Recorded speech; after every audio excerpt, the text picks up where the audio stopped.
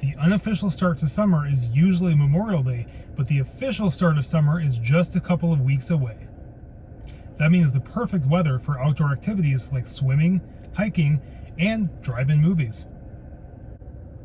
And it was on this day in 1933 that the first drive-in movie theater in the US opened.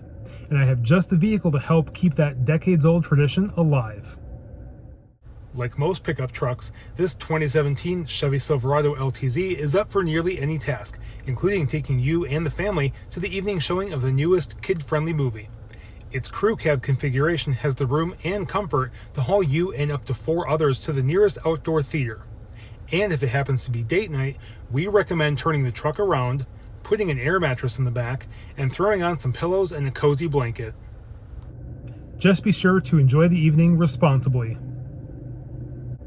For more information on this truck or any other vehicle here at Russ Darrow Direct, visit russdarrowdirect.com. To test drive this truck, you can make an appointment with our sales team by calling them at 920-731-1300, or you can always swing by at your convenience and see it for yourself.